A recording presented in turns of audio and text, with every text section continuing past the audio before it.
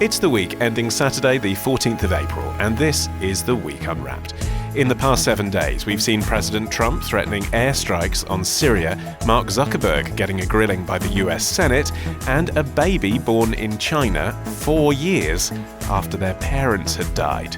But we're here to bring you some of the stories that passed under the radar this week. Big news, not making headlines right now, but with repercussions for all our lives. I'm Olly Mann. Let's unwrap the week. And joining me from the week's digital team are Jamie Timson, Kari, Wilkin, and making her first podcast appearance since episode 8. It was so good, she dropped the mic, walked out, and we haven't seen her since. It's Hollie Clemence.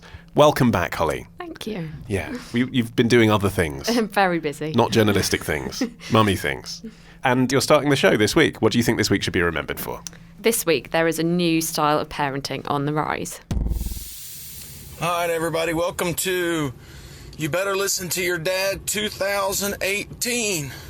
Well, my son has finally got in trouble on the bus enough to where he got actually kicked off the bus for 3 days because he was being a little bully, which I do not tolerate, cannot stand, and therefore he has to now run to school. We're right about 1 mile from the school, so all week he has got the experience of running to school. The good news is, hey guys, he keeps up a pretty good mile pace at 6 miles an hour so far. But this right here is just old school simple parenting. This ain't killing nobody. This is a healthy way for a child to be punished because it's, exercise, something that a lot of people don't think children should do anymore. So you just stick them behind a damn Xbox for the rest of their lives. So this right here is called parenting. Humiliation via social media. Good old-fashioned parenting. There, the voice of Brian Thornhill driving behind his 10-year-old son who was forced to run to school as a punishment. If you do want to see the video, you can on Mail Online. Hollie, why is this your story of the week? It's said to be on the rise, these clips of parents humiliating their children. And some of these parents would argue that's the only way to get through to their children who've been brought up in a digital age, to humiliate them in front of their friends, family, and beyond. Millions of viewers have tuned into some of these YouTube clips. One child psychologist has said that it's child cruelty. It's kind of prompted furious debate about parenting tactics, whether it should be online at all. And this is genuinely a trend. There are other examples of this. There's thousands. There's said to be 30,000 clips, at least, of parents doing it, and probably more in privacy settings, just showing their friends and family. And this isn't just sort of making your kids run to school, is it? It's making your kids take ice-cold showers and drink hot sauce. I mean, that probably goes into definitely child cruelty. But there's others, like a woman said to be shaving her child's head because she made a joke about a cancer patient. Others making their children hold up signs on street corners. I mean, these are the extremes. As I just alluded to in the intro, you've recently become a parent. I have. Do you sympathise at least with the idea that it's difficult as a modern parent, if you're not going to resort to physical attacks on your children, you don't believe in smacking, and you've tried raising your voice and you've tried saying don't do it anymore, that actually there comes a point where if you want to get them where it hurts, maybe public humiliation on social media is a thing they'll understand. I mean, it's creative. It's definitely not something I would choose to do. Even the guy in the clip that's making his son run to school is probably not the worst thing in the world, making him run instead of getting a bus. But then to post it on social media, I think that's the point. That would be my red line. Yeah, Kari, that's the thing, isn't it? Who gets the benefit of this being posted online? Not the child. Yeah, what I find ironic, he says, this punishment is for him bullying. What is the father doing? That's bullying. This is public bullying. It's emotional abuse. He's turned it into a form of entertainment. The fact that millions of people are tuning in to watch these videos is extremely disturbing in itself. I don't really imagine they're watching these videos to learn a lesson about parenting. I think it's inexcusable, personally.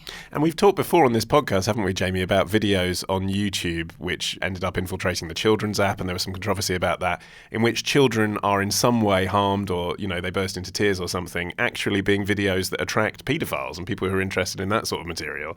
Why would you watch a video of a child being humiliated and crying? Yeah, I mean, I think that there's no real sensible justification I would struggle to think that any kind of mental health experts or kind of psychologists would argue that any of the messages that these videos are kind of bringing out in terms of the kids are internalizing these I'm a bad kid messages, watching these videos that have been publicly kind of shamed in general. I mean, you only have to look at the way that it's affected people as adults. when adults are publicly shamed, ruining people's lives, why would we would want to do this to kids whose brains haven't fully developed yet and are unable to really distinguish between some things that are right and some things that are wrong, and are really looking for role models? And you're not only teaching your own child that bullying is a way to get results, you're teaching across the internet. It's terrifying. I think he sums it up later on in that clip. He says, "I just want to show everybody and give you a good little laugh," which really reveals why he's posted it online rather than the parenting lesson that he appears to give at the beginning of it. But I think that the fact is that loads and loads and loads of people do want to watch these videos. And so the real question is, what enjoyment are people getting out of these videos? It taps into a kind of voyeuristic, quite a desire to see people in pain or people being shamed. There is obviously a human element to it which people enjoy, and that's why people want to click on it. And also it's this element of everyone wants to be a celebrity, and it's a great way of drawing attention to yourself while appearing to sort of take the moral high ground, very dodgy moral high ground. But it's this whole, sharing everything about your lives online. It almost validates your experiences. Nothing really matters unless it's been shared and seen by other people. But I mean, don't you identify, Holly, at least with the idea of, as a parent, wanting occasionally to share things that are absurd? I mean, this is extreme. But let's say your daughter starts crying because you take her biscuit away after she's had 2 and she wants the 3rd one. I've seen people, friends of mine, post on Facebook, image of their crying child with the caption, "Because I took her 3rd biscuit away." And the joke is, the child's being ridiculous. This is what I have to put up with as a parent. And that is cathartic for the parent. It probably isn't damaging for the child. I mean, you can see how lines get blurred. This is something I have grappled with. And I've chosen not to post many pictures at all because I'm a paranoid journalist. But I think it's quite scary, the social media footprint that parents have left for their children, and each to their own. I wouldn't judge someone else for doing it, but... And presumably you've set up privacy settings on your Facebook, so it's only people that you choose can see it. Yeah, and I'd rather send a WhatsApp message with a video of my child having a tantrum over a biscuit rather than put it onto a social media network where there's hundreds of people that I don't know as well as my friends and my close friends and family. I suppose that's it, isn't it? It's not just kind of the grandparents and the aunts and uncles that are seeing, it's everyone else's friend as well. This is a big issue and probably something that will come up a lot more in the future. I mean, Facebook's been around for about 14 years, so there's people now becoming teenagers that are looking back that could have had their entire lives printed all over Facebook. I wonder the question of why the parents are doing it. And I wonder, is it because it's no longer acceptable to hit your child or scream and shout in public, or they don't, The thing is that a lot of the time, I mean, I remember being like a real tyrant at points to my parents. Hard to imagine, isn't it? And they must have really lost their rag, at points with your kid. And it must be really, obviously not a parent, but it must be really, really hard at times and very lonely and all of those things. And feeling like you're at a loose end or at the point of, like Ollie was saying, like needing to get a reaction that will stop the kid doing the thing that you don't want it to do. Of course, I judge these people for doing it and don't want and think it's really silly. But there is, or no, actually just really damaging. But there is a thing. Maybe these were the type of people that used to hit their kids. And this is one step better. Yeah, I mean, yes. I mean, it's ludicrous because it doesn't excuse it, of course. But what I'm saying is that why is it that people are choosing to do this? And is it because their children are of a different era to us? I mean, when I was a teenager, thank God Facebook didn't exist. They were pictures of me with short hair and Ronaldo shirts for about 4 years. But if they're trying to get through to their child, like you say, and the child only lives through social media, that's where their friends are and their social kind of world is. If they did this at home without videoing it, maybe it would have no impact on them. I'm not condoning it, and I think it's wrong, but I can see what you're saying. It's such a long-lasting punishment. Usually it used to be, I'm not in any way condoning it, but you got hit and that was it. You post a video on Facebook or online, wherever. That's there for life. You've just you're creating their social identity, and that's going to still be there when they're 30, 40, and future employees. But is there also possibly a middle-class audience judging what appear to be people, generally speaking, from sort of economically deprived areas doing this? Car crash. Yeah, that sort of Jeremy Kyle factor, oh, look, here's a white trash guy uploading a video. There's that element. And I wonder, is it really any different to Super Nanny? Remember that in the 90s? Really, okay, that was made by Channel 4. And, it was put out for middle-class parents to watch and educate their children. But ultimately, that was laughing at children being humiliated by being sat on the naughty step. Most people weren't watching for educational benefit. They were enjoying the entertainment of it. At least that was contained, and there were TV executives standing behind going, no, you can't make your kid jump off a cliff for doing something wrong. This is just out there. There's no barriers on it. Which I guess is the internet itself. Yes. It's a completely different age. Do you think this sort of poor parenting has always been practiced, though, and it's just a case of the internet bringing it to light? And they've always been bad parents. This is what I was thinking, is that not that, these people were doing different things that were in some way better or worse than before, but there has always been a strain of moralising about parenting. You only have to look at the kind of cliches of grandparents and I wouldn't do that with my kid, or I can't believe that you're letting them do that, or whatever. There is an element of moralising that always does exist, and people have always been divided into bad parents and good parents. And how do you get your kid to sleep for this long? I feel like I'm a bad parent. So in a way, I think you're probably right in the sense that now this is just another step on the line of ways that we can divide the world up into... You'd be surprised reading the Daily Mail comments how many go on, parents treat us. were What do they for say, it. Holly? There were people saying this is good parenting. They're teaching their child a lesson. I don't know what age they were or what class, like you say. I don't know where the opinion comes from, but I would imagine there's some kind of old school parents that think this is maybe okay. And presumably as many people click on it because then it makes them feel superior. I can't control my child, but at least I'm not doing this to them. Or it's a threat. Without actually going ahead. I will do this to you. There's also that meme, isn't there, every year, every Christmas or Thanksgiving, it might be in the US, where one of the talk show hosts, I can't remember if it's Jimmy Kimmel or Jimmy Fallon, one of the Jimmys, puts out this thing where he invites parents watching the show to send in clips of their children opening presents as if it's their Christmas present, and it's an orange wrapped in wrapping paper, and they all burst into tears.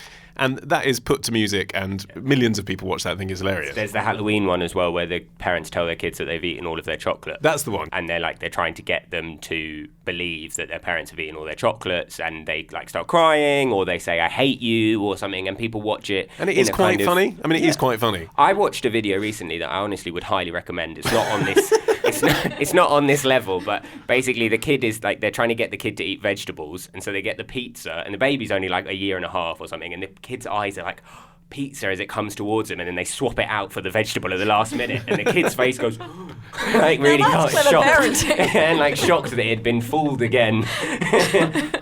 and so I think there obviously are degrees and lines of we're all responsible for clicking this stuff, is what I'm saying. Every time we look at any content involving children, we're responsible for the generation of more of it. This is true. We're adding to the problem. I think it has to be down to the parents to try. I mean, it's no easy thing, but I think parents do try to keep them safe online, to stop them using sites that they shouldn't be on. And that's no easy matter, because you can put controls on your own devices, but of course a child can go and use someone else's. I think all you can do is educate them, and that's really the best you can do as a parent. But I think it's not all bad. That would be my one takeaway. This topic is bad, but the idea of kids growing up in social media is not all bad. I think you only have to look at the students that have come out against gun control in America to see the way that they have mobilized as a generation in a way that I don't think I've ever seen my generation do, and these young people that know and understand social media and have used it for good. So it is something that can be a really positive thing, I think, as well. I guess the question you just have to ask yourself as a parent is, do I want in 20 years' time this photo to surface around my child, and would that be problematic for them in the future? And probably them dressed as a Disney character is fine, and probably them being chased down the street by a car probably isn't.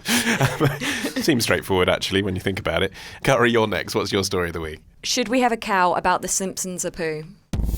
Well, what am I supposed to do? It's hard to say. Something that started decades ago and was applauded and inoffensive is now politically incorrect. What can you do? Some things will be dealt with at a later date. If at all.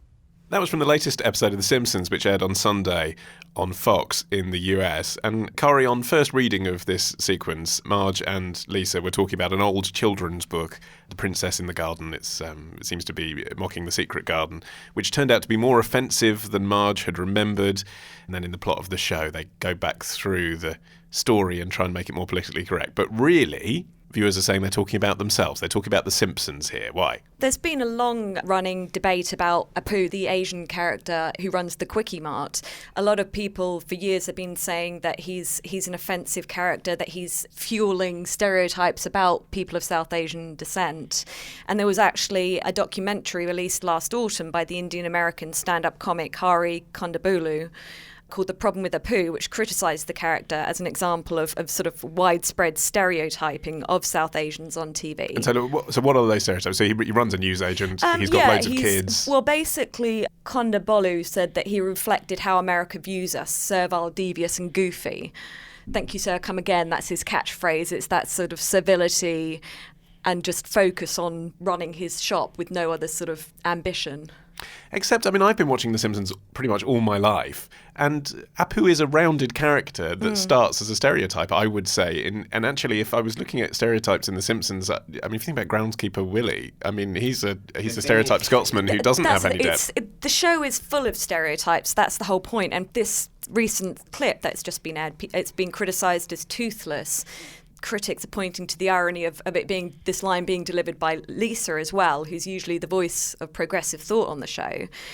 And they're saying that it's just a cop-out, basically. If you're going to respond to the criticism of Apu as a character, at least respond to it. Don't just sort of say, you know, Bart's catchphrase, don't have a cow, which is on a photo that you then see of Apu by Lisa's bedside, and it pans in on that. Although that's a joke, presumably, about him being a Hindu and therefore vegetarian. Yeah, That's how I took it. I think it's a dual layer. I think the argument that The Simpsons... I mean, I'm prejudiced on this, I may say, because I literally think The Simpsons is the best TV show of all time. But it is problematic. I think the argument that The Simpsons stereotypes everybody is a bit...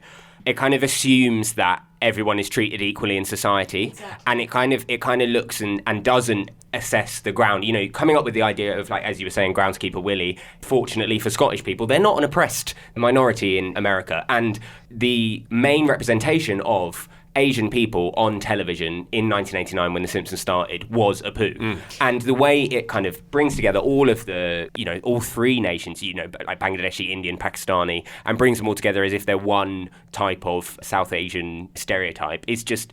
It's facile. Yes, but as you say, it was 1989, and presumably in 1989 the show thought they were being progressive and liberal by including people of colour at all. I think it's part of a history of TV reinventing these, what could be seen as offensive characters that are actually meant to thwart the stereotypes.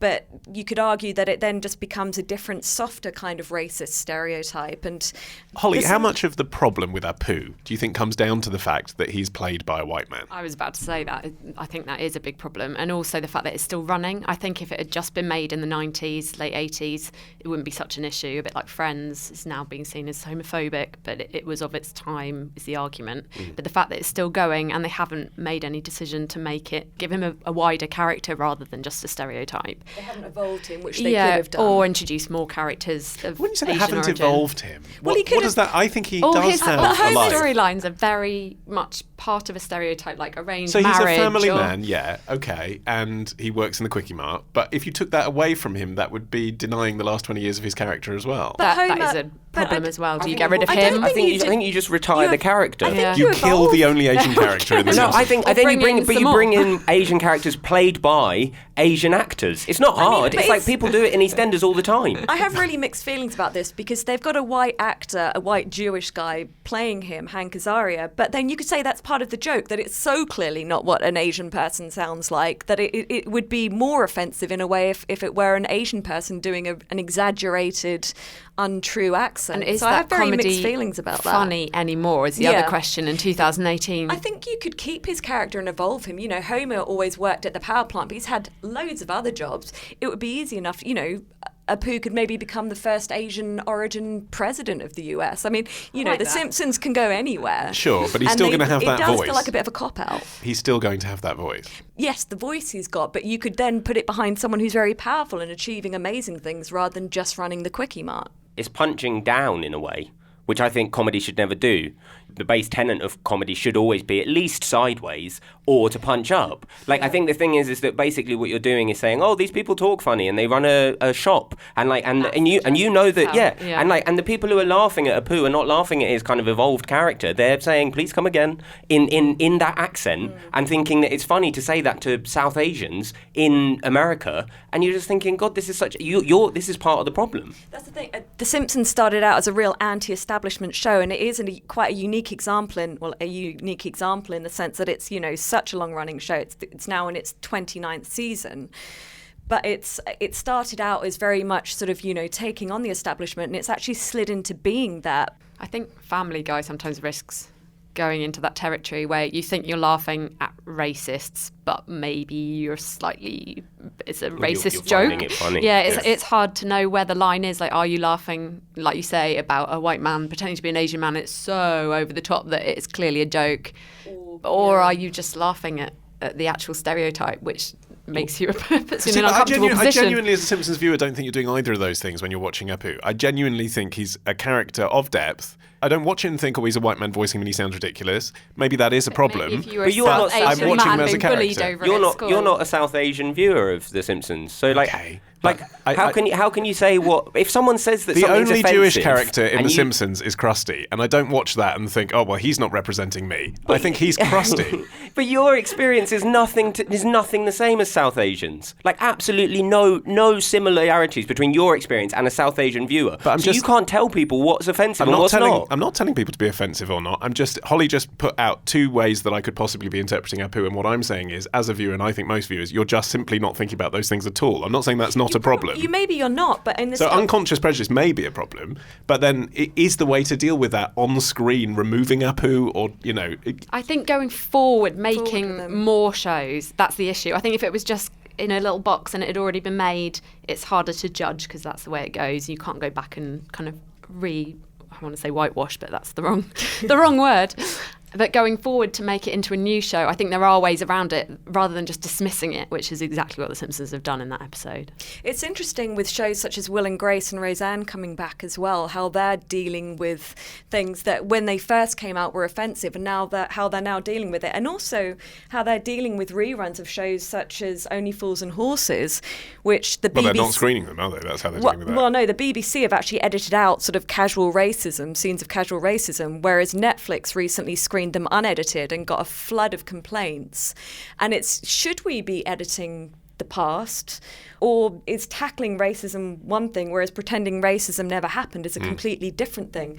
How should we deal with this? Should there just be a warning disclaimer before the shows, or if you find it offensive, simply don't watch? So that's what you're about to watch an episode of Fawlty Towers that was recorded in 1979. The Looney Tunes do this. There's a series of cartoons called The Censored 11, which were really kind of just racist, like straight up racist caricatures of black people. And the times that they have been recreated, they were released in a DVD. They have a big warning beforehand saying that we do not subscribe to these views anymore. We think that this is abhorrent, but we cannot change the fact that these were the views of the people that created them at that time. And I think that that's the way to deal with it. Like, that's what you do. You say, look, things have evolved, people have changed, the times have moved on, and we're not brushing it under the carpet, and we're not saying that these things didn't exist.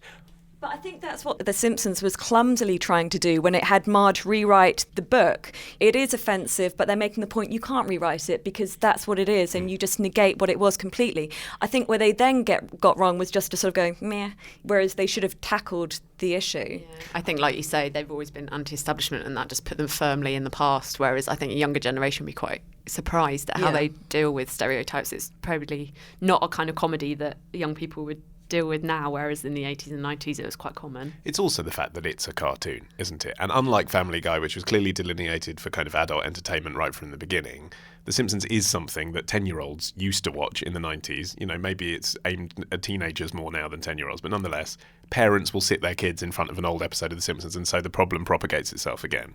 9-year-olds aren't going to watch an episode of Only Fools and Horses from 1986. I think you're totally right. And I think that actually the key issue with The Simpsons particularly is that it's not, as Holly says, it's not stopped, and they did really kind of dismiss the claim by using Lisa, by using the most PC character to basically go, well, sorry. It was a kind of thumbs up to progress, I think, in a way. All right, Jamie, you get to go last today. How does that feel? Disappointing. Yeah, well, sometimes it happens. Keeps you in your place. Public shaming. Yeah. What's your story of the week? Did we see the last acceptable face of racism this week? I walked down the street yesterday. On Sunday, there was a couple of bunches of flowers laid at the corner, which was, I'd say, tastefully done. It was just in memoriam, really, pink roses and some yellow flowers. And I felt, oh, God, the family's going to be mourning at this time. This is where they're choosing to place some flowers. But then sadly, come Sunday, they were pinned up across the street and down the side of a road as well. That was a clip from Talk Radio featuring Teresa Webb, neighbour of Richard Osborne Brooks, the pensioner who killed a burglar this week in self-defence. Jamie, for those who haven't heard the story, actually, especially international listeners, just outline quickly where we are with this. So in Hither Green in South East London, 2 burglars entered a house overnight and Richard Osborne Brooks found them. One of the burglars was armed with a screwdriver, came at Mr. Osborne Brooks. He defended himself, ended up killing one of the burglars and the other one fled. Osborne Brooks was initially arrested for murder, which is kind of police procedure in that situation. The son obviously lost their rag about it, saying that he was just defending his own home and all of those things and saying that they should drop the charges. Actually, very quickly, to be fair to them, the police dropped the charges and he was taken back. The furore that I am bringing to the table this week is the debate over, so the family of the burglar who died identify themselves as gypsies. Gypsies tend to be divided into either travellers or Roma people. They are travellers, and they say that they've been placing flowers outside where he died, and people have been tearing them down because they've seen it as antagonistic to the pensioner. I don't think it's really worth going into the discussion about that, because I think that there are key aspects on both sides, and I think actually basically it's a decision for the local community to decide on. What I do think is interesting is that the debate around it has focused on the ethnicity of the burglar. And so the travellers say, the family say that they aren't being allowed to commemorate because of their ethnicity. Now, I'm just going to read some of the front pages from this week. The Daily Mail headline was, "What kind of people are they?" The Daily Star said, "Gypsies in War of the Roses." I would posit... I mean, that is quite a clever headline when you think about it. But okay. I would posit... It's about floral tributes, but go on. Yeah, no, I like it. And also it is only gypsies that tend to do these kinds of floral tributes as shrines at the place where someone dies. Yeah, well, I mean, it's a Catholic tradition where people would lay flowers to try and get rid of the pagan spirits where it happened. So yes, I agree that yes, travellers do it, but it has been going on for years and years and years. Okay. But my point is that these kind of headlines would not have been acceptable, or even if you swap out gypsies for black people or Indian people, it wouldn't be an acceptable form of doing so. Holly, is that true? Last acceptable racism? I wouldn't say it's acceptable, but I can understand what Jamie's argument is, that I think people deem it as almost not racist to be anti-traveller. I don't think they would see it being anti-traveller as the same as being anti-black. And I can't justify it, but I think it is true. On my journey into work this morning on the train, there were 2 blokes sitting just across from me loudly discussing some travellers who live near them and what a pest they were and everything, and they were being really offensive and insulting. No one batted an eyelid. As Holly was saying, and Jamie was saying, if you then substitute the word traveller for black or Jewish, people would have been in uproar. But I mean, there is that personal experience, isn't there, of people having travellers turn up at local sites and be a nuisance around where they live, disregarding local laws. That does happen. So obviously the mistake is to say, ergo, all travellers are bad, or to describe a situation with travellers as bad. But I mean, I've seen this firsthand. At the summer, I cover a presenter on BBC Three Counties Radio when he goes on holiday. They're based in Dunstable. Last summer, their car park was overtaken by travellers. People from that community were intimidating people from the town who wanted to use the car park to use the leisure centre. They were scratching up cars, they were urinating, and there was feces all over the place. So you saw the presenters from the BBC station, whose job it was to go into work and be impartial and have a debate about the travelling community, finding it very difficult because their cars had been damaged and they'd been intimidated. There is that personal experience people have which is antagonistic with that community. Yeah, I understand what you're saying. And the key facts are the vast majority of travelling community do pay taxes and get all of those things. There are a minority who are effectively homeless, but it's part of their culture. It's no different from the way that people live in the Middle East or that kind of thing. And you wouldn't say that they have any less rights because of the fact that they turn up in caravans, because they live out of trailers. It's like that fuels that fear, doesn't it? It's that not in my backyard. It's like they really possibly could pop up in your backyard at some point, as opposed to people overseas who you might sort of have prejudice against, but it's not a direct threat to you. I think part of it comes from fear of it being an isolated community, and I think a lot of travellers probably say it themselves. Being isolated, maybe people just don't know as many gypsies or travellers as friends or at work or as colleagues, and so they don't get to learn the other side of it rather than the big Daily Mail headlines. Yeah. So it kind of instills... They're also failed by the government. Last year, in order to deal with it, local authorities were given money by the government to build 6,000 extra pitches for traveller communities to be able to live. 2 years after that, they'd only created 1,800. There is a group of people that are being failed time and time again by the government. And a lot of these sites, they don't have proper rubbish disposal facilities, and then people bitch about fly tipping. It's like, well, what are these people meant to do? There aren't enough sites and there aren't the proper facilities on them. It becomes a vicious cycle of, if you're being failed by the government, you're more likely to break the law, and so it goes round. Possibly, but then that is your sort of legitimate local radio discussion, isn't it? Why should my taxes go into funding a community that I'm not part of in that way? Why should we be providing how all taxes do, don't they? They are still British citizens, and surely that's what taxes are for, to support everyone. But that's, you put your finger on the button there, haven't you? It's this perception that, and I'm not saying this is right, I'm just arguing the case, it's the perception that they're not really British citizens. When we have problems of racism, when you are talking about black communities or Jewish communities or whatever it is, the solution might be integration and inclusion, and that almost by definition the travelling community don't really want that. They might want their children to go to the local schools, but apart from that, integration isn't on the agenda. Yes, so a lot of the culture of a traveller community is to keep themselves to themselves and all of that, and they're very proud of their local culture, but they do face institutional racism in schools. You have examples of teachers not marking kids' homework because they think, why bother? We know that they're travellers, so they're not going to get any further. 80% of children who are travellers in a recent poll said that they experienced abuse or racism on a daily basis. There was a YouGov poll towards the end of last year that said that 40% of British parents would be unhappy if a close relative formed a relationship with a traveller. This is like a kind of national feeling. I get what you're saying, that in some way they take themselves back so they're not part of the community, but this is a kind of national feeling where that they are in some way criminal, like an underclass, that I just think it's so sad. Okay, but in this case that you've highlighted and linked to, of the case in Hither Green, this man was a criminal. What has happened in response to his death is a shrine's been erected across the street from where the victim lived, and albeit both men are victims because the criminal's now dead, I understand all that. But are you suggesting that the papers don't cover this story, which has obviously roused a lot of emotion? No, I think... there is a link to the ethnicity of the burglar? Don't put the ethnicity as the first word in the headline. Yeah, I think that's it. I think you don't talk about this... But what if you interview the neighbour whose fence has had flowers stapled to it, and their first response is, I don't want these gypsies coming and stapling flowers to my fence? Do you ignore the fact that they said that and that they said a racist thing? You can quote it. You can totally quote it, but you can say, look, I'm going to put this direct quote in, and it doesn't show you in a good light. In the same way that people, I'm sure, said in the 80s, I don't want gay people living next door. I don't want black people living next door. That happened in the past, and I'm sure it was reported. What I'm saying is that times have changed, and we've decided that that's no longer acceptable, and times haven't changed for the way that the media report travellers. Well, with that, Firebrand Timson, I'm going to wrap up this edition of The Week Unwrapped. My thanks to Jamie and to Kari, Wilkin and Hollie Clemence. Very promising return, I felt. If you like the show, please take a moment to rate, review and subscribe to us on your podcast app. It really helps others find the show, regardless, by the way, of their race or ethnicity. And for more from The Week, why not visit theweek.co.uk, where you can also sign up to our free email newsletter, The Weekday. Or remember, of course, you can have the magazine. It's excellent, delivered direct to your door. Just head to theweek.co.uk/subscribe. I've been Olly Mann. Our music is by Tom Morby, the producer Matt Hill at Rethink Audio. Until we meet again to unwrap next week. Bye-bye.